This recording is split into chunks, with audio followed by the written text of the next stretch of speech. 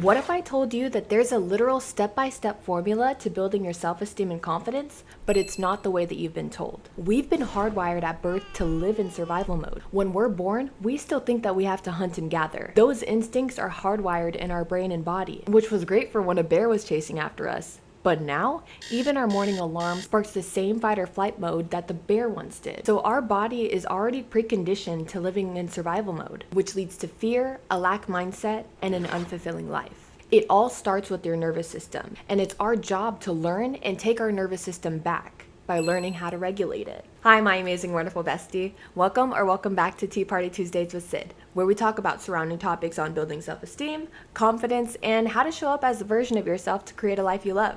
These next few episodes, I want to focus on creating the foundation and intentional environment to have the space to build your self-esteem and confidence. Because genuinely, I believe that once you crack the code to this, the life you want for yourself begins to manifest. But before we get into it, the tea we're sipping on today, I have my tea right here. The tea we're sipping on today is eucalyptus and mint tea. Honestly, I don't think it tastes that great, but it's okay because it says it's good for our respiratory health. So we love that. I'm gonna let that steep a little bit, but go ahead and grab your tea and let's dive right in. I heard this quote from William James. The great thing then in all education is to make our nervous system our ally instead of our enemy. When I heard this, it solidified a belief that I've been pondering on, and it's that you must heal your nervous system in order to start building your self-esteem and confidence. But let me be real with you. I genuinely think that you need to heal your nervous system in order to start moving towards the person that you want to be. Okay, but let's not get ahead of ourselves. Let me do a quick breakdown of what the nervous system even is. So what even is the nervous system? At its core, your nervous system is your body's built-in communication hub. It connects your brain to everything else, helping you move, think, feel, and survive. It's not just in your head, it's everywhere. And there are two main parts to it. The central nervous system, the CNS. Think of this like mission control. This is the powerhouse, your brain and spinal cord. It processes thoughts, emotions, and tells your body what to do next. Oh, the tea's not that bad today. And then there's the peripheral nervous system, the PNS. This one's like the messenger. It branches out from your brain and spine and goes to the rest of your body. Muscles, organs, skin, carrying signals back and forth all day long. And within the PNS, there are two branches that are super important for what we're talking about today. The somatic nervous system. This is the part that's under our control. It's what lets you stretch, dance, shake your body. It's like your body's love language, using movement, touch, and awareness to feel safe. And then there's the autonomic nervous system. Autonomic, automatic. This is the part we talk about most when we say nervous system regulation. It runs on autopilot and controls things like heartbeat, breathing, digestion, and how your body responds to stress. Now we're going to break it down even further. The autonomic system has two key gears. The sympathetic nervous system, this is the go mode. This is your fight or flight mode. It kicks in when you feel unsafe and overwhelmed. Your body could show it by your heart racing, short breath, and tight muscles. This is all helpful in emergencies, but when your body is just operating like this 24/7, it can be exhausting. And then there's the parasympathetic nervous system. This is your rest and digest mode. It slows things down so your body can heal. Your mind can focus and you can feel safe. This is pretty much where your calm body lives. And here's something cool when I was researching all this. Based on the polyvagal theory, the parasympathetic system actually has two layers. There's the ventral vagal system. This is your safe and social state. You feel calm, connected, and open. And then there's the dorsal vagal system. This is your freeze and shut down mode. You feel numb, tired, or checked out. Kind of like your body just hit the pause button to protect you. And these two states are connected to your vagus nerve. And this vagus nerve is such an important nerve that connects your brain to your heart, to your lungs, to your digestive system, and even your face. I remember when I was a colon hydrotherapist, I learned that the vagus nerve, because it's connected to your gut, 90% of over 90% of dopamine lives in your gut. So whatever you eat, it really does affect your moods. But anyway, we're talking about the nervous system, but yes. And so I wanted to use a ladder analogy because science is sexy when it makes sense. So think of your nervous system like a ladder. There's the ventral vagal that's at the top of the ladder, the safe and social state. At the top of the ladder, you feel safe, you feel grounded, your breath is deep, your thoughts are clear, and your mind is more open. You feel more connected to people, and you're actually present in your body. Your body says, I feel safe, I can be open, I can be myself. And then there's the middle of the ladder, the sympathetic, the fight or flight mode. This is the one we're familiar with. You're in survival mode.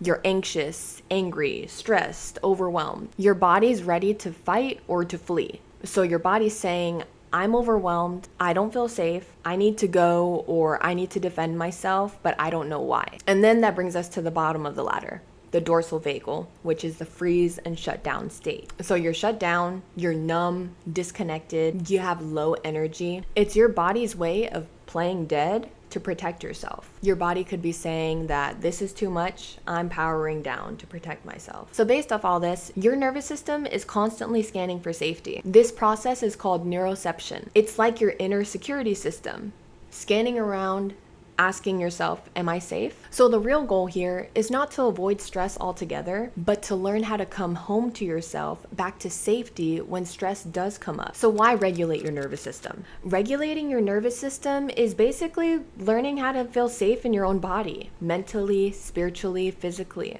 It's how you shift from being in survival mode, aka just trying to make it through the day, to creation mode, aka building a life that feels good to you. When your nervous system is regulated, you feel calm, grounded, focused, and connected. Your mind is clear and your emotions feel manageable. They feel valid. And you respond to life intentionally rather than reacting to everything like it's an emergency. This is where your confidence, creativity, self-love, and clarity come alive. What's wrong with being dysregulated? Honestly, a dysregulated nervous system is like living in a house where the fire alarm is constantly going off, but there is no fire. When your nervous system is dysregulated, your thinking brain, the prefrontal cortex, goes offline. It turns off. Then your survival brain, the amygdala, takes over, which then makes your body react before the logic even kicks in, because that already is powered off. This is why it feels like you're not in control, because biologically, you're not. Your system is running the show. It just took over. So this is why I'm saying the key is to learn to regulate it, to slow it down, to build a new baseline of safety. Because when your nervous system feels safe, you become safe. Safe to speak up,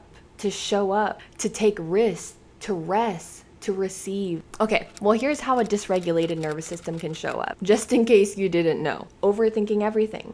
Your system is in hyper alert, fight or flight mode. You could be feeling anxious or shutting down. Your system is bouncing between stress and collapse, getting angry quickly or crying randomly. Emotions like this are often your nervous system releasing itself. It's your body's way of protecting from overload. The bottle you kept filling up with your emotions, it just burst. It could be not knowing how to relax, especially when you have a day off or you plan to rest at home. When your nervous system is dysregulated, most people have chronic stress. And having chronic stress makes chilling out and resting feel unsafe. Your body's still bracing for impact that's not even coming. And then it could be feeling numb or disconnected. This is a freeze mode response, not weakness. It's your body protecting you, but not knowing what it's protecting you from. But I promise you're not being dramatic. You're not being too much or too sensitive. You're navigating life with a nervous system that's doing its best to protect you. But the you that you've always wanted to be, she doesn't thrive in chaos. She's built in safety.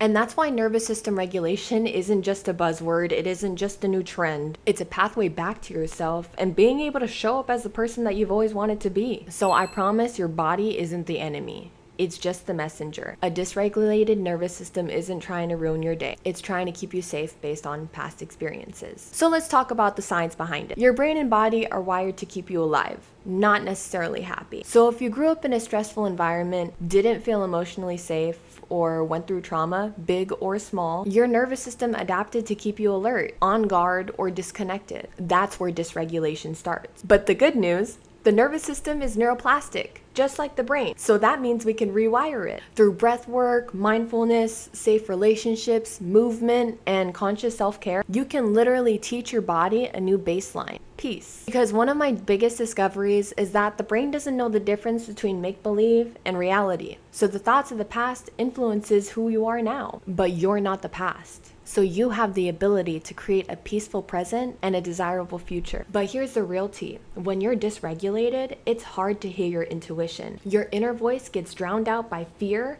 doubt, and negative thoughts. But when you're regulated, you reconnect with your inner wisdom, self-trust, and divine guidance. A regulated nervous system is like a fully charged phone with a strong signal. You can think clearly, make decisions faster, and actually use all your apps, aka your potential, without everything glitching out or shutting down. But when your nervous system is dysregulated, it's like trying to use the same phone, but it's on 2% battery, no service. You keep refreshing, trying to do all the things, but nothing's working because your body's literally running on survival mode, not support. You're not making decisions based on the inner being that knows best. You only gravitate to things that feel familiar, not safe. And that can lead to even more dysregulation and disconnection. And that's where toxic energy lives. Nervous system regulation causes you to stop thinking that life is happening to you and start remembering that life is happening for you. Regulation helps you open your heart, forgive yourself, and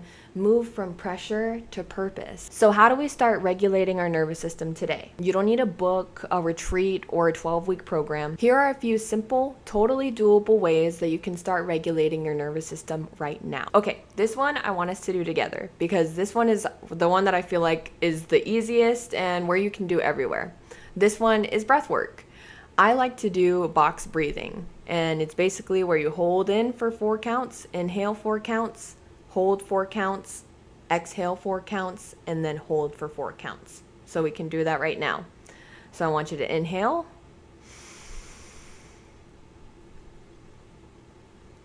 hold, exhale,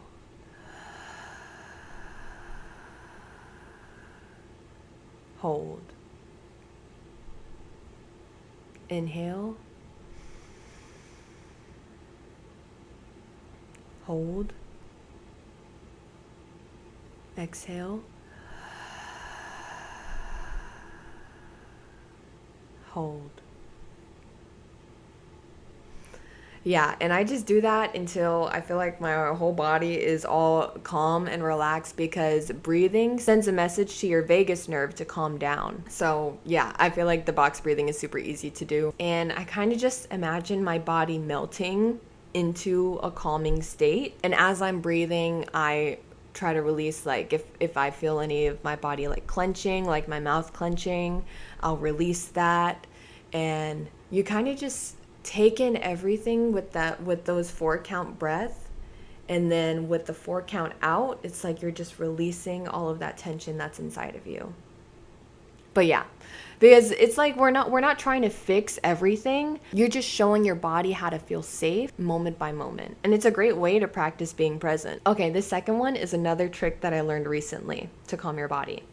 And it's salivation. So it's pretty much just salivating your mouth. A calm body has a wet mouth. That's why we naturally produce saliva whenever we're kissing someone we love or we're like in front of our favorite food. So it's not random. It's your parasympathetic nervous system, your rest and digest mode, getting activated. Because this part of your nervous system only activates when your body feels safe, grounded, and not in survival mode. And we all know that saliva plays a key role in digestion, helping break down the food and swallow, right? So when you're calm, your body can finally focus on things like healing, resting, and nourishing itself. So if you're feeling stressed or anxious, try this. Close your eyes, let saliva gently pool inside your mouth. You can think of your favorite food. Think of something that will just cause you to salivate. And then just take a slow breath and just notice what shifts. It's subtle, but it works. It sends your body the message that we're safe now. And sometimes that's all it needs. Then we have journaling and reflection. I like to do this in the moment when I want to react, if I am able to. I'll literally pull out my notes app or type on my computer the situation and kind of having a brain dump of it. And then I start asking myself, what am I feeling? Where is this coming from? Where can I feel it in my body? And what might this part of me need right now? So it's not necessarily fixing the feeling, but it's like being curious. It's meeting the feeling with compassion and being curious about it, getting to the bottom of it. Ooh, this next one is one of my favorites. It's somatic healing and movement. So we're going to bring it back to the somatic nervous system, right? So if the journaling is hard for you and you feel like you can't name the emotion or what you're going through, that's okay. That could just mean that it's deeply rooted within you and it's stored in your body. And that's where the somatic nervous system comes in. So since your body stores stress, that means it can release it too. So what you can do is try to shake it out, stretch, dance in your room, go on YouTube, look up somatic healing. You could take a walk and feel your feet on the ground, because literally movement moves the emotion. And that's why somatic healing is so powerful, because it helps your body release what your mind can't explain. Oh, the next one is so good and easy too. It's the EFT tapping, the energy freedom technique, emotional freedom technique. You tap lightly on pressure points. I usually like to do like my heart, because I feel very connected. And you say things like, I'm safe, I'm grounded, I'm exactly in the right place at the right time. It feels so good to be me. I'm grateful to be safe in this moment. I am thankful for my body, for sending messages. I'm thankful for the awareness. And sorry, that just got me into it, but this helps release stuck emotion and it helps calm your body even more. But yeah, I always feel like it's powerful to connect the EFT tapping with an affirmation, because you can just send that message to your body, if that makes sense. But yeah, okay, so the next one is literally talk to yourself out loud. Say the emotion, name the emotion. When you feel dysregulated or when you feel overwhelmed, well, let's not even say those words. Like when you feel overwhelmed, when you feel like you want to crash out, literally say, I'm feeling anxious. I feel it in my chest. I don't know why I feel this way right now, but it's okay. I don't need to solve it. I just need to be with it. I need to let this feeling pass. When you speak out loud to yourself, you're reparenting yourself with language. Start telling yourself the things you never heard growing up. Start telling yourself the things that you've needed to hear. Number 7 is weighted blankets and sensory tools. A cozy weighted blanket, a warm drink, hugging a stuffed animal. Sometimes your body just needs to feel held. Back to the somatic nervous system.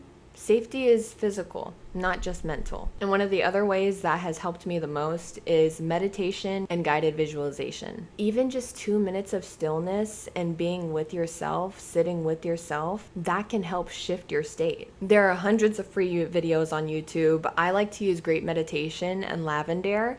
I typically meditate for about 5 to 15 minutes every day. It usually just depends on what's going on. But yeah, I feel like that it's given me the space to be an observer of my body and work with it rather than against it. Bestie, you weren't taught how to regulate your nervous system. And honestly, that's not your fault. But now that you know, you get to take your power back. You're not broken. You're not dramatic. You're not too much. You're a human with an intelligent, sensitive body that's just been doing its best to protect you.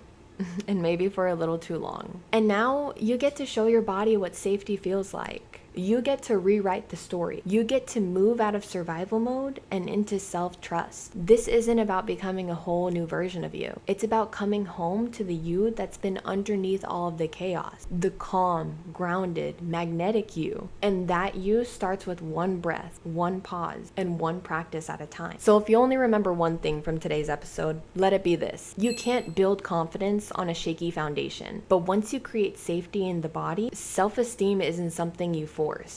It's something you grow into. I'm proud of you for being here, for listening, for even being interested in topics like this. You're doing way better than you think. I'll see you next week, the same time, the same tea. And until then, be gentle with yourself. You're learning how to feel safe again. You're learning how to be you. I love you so much, bestie. Have an amazing day.